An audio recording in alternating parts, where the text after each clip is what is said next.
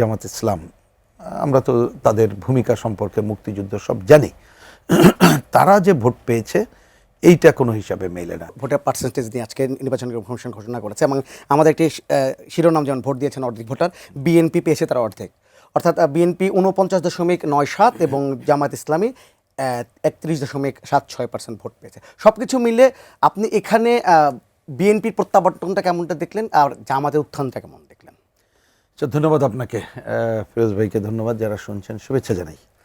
না, আমি জিনিসটাকে খুব সহজ করে বললে যে আমরা ঠিক যে প্রেক্ষিতে এবং যে সময় আমরা নির্বাচন করছিলাম এবং তার মধ্যে যেহেতু ভোটের আলোচনা হচ্ছে, অন্ততপক্ষে এই পয়েন্টটা আমরা যদি হিসাবে রাখি যে বিরাট একটা কি বলবো, যে যাদের ভোট আছে তারা নির্বাচনে নাই, এইরকম একটা প্রেক্ষিতে আসলেই বিএনপির এই যে ভোট পাওয়াটা, যে পার্সেন্টেজ বললেন এবং তাদের বিজয়টা, আমার বিবেচনায় আরও বেশি ভোট পাওয়া, আরও বেশি সংখ্যক বিজয়টাই একটা সাধারণ হিসাবে ছিল।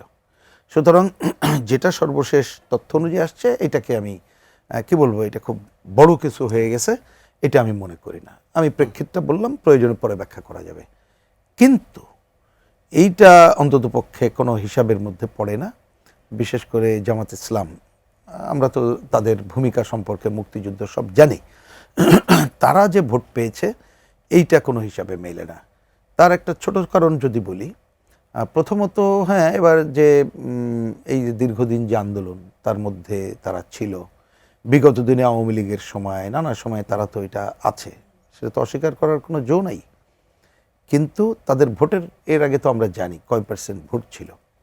একটা আলোচনা ছিল যে যেহেতু তরুণ ভোটার এবং নারী, তাদের মধ্যে তাদের বিশেষভাবে কাজগুলো আছে, আমি নারীদের কথা বলছি বিশেষভাবে, তরুণদের মধ্যে অন্ততপক্ষে একটা ইন্ডিকেটর আমি বলতে চাই, সেটা হচ্ছে যে প্রচলিত রাজনৈতিক দলগুলো বলতে যারা ক্ষমতায় ছিল, জামাত ইসলামও ক্ষমতায় ছিল কিন্তু অত দৃশ্যমান তারা বুঝতে পারে না মুক্তিযুদ্ধের সময় এবং বিএনপির সাথে মিলায়, তাতে তারা বিকল্প একটা খুঁজছিল।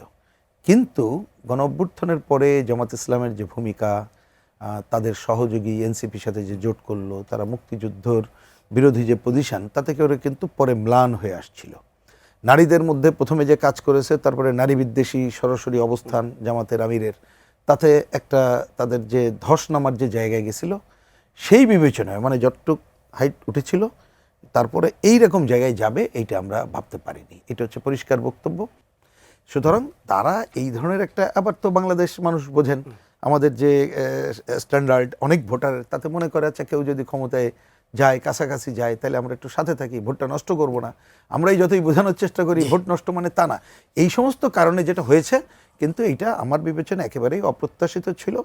তা সেটা নিশ্চয়ই আমাদের আগামী দিনে, কিন্তু এটা জনগণ কিছুটা ম্যানিপুলেশন হলেও ভোট তো জনগণ দিয়েছে অধিকাংশ। তো এটা ভবিষ্যতে আরও আমাদের এগুলো কি বলে তথ্যপাত্য নিয়ে আমাদের অনুসন্ধান করে আমাদের আগামীতে করণীয়গুলো নির্ধারণ করতে হবে।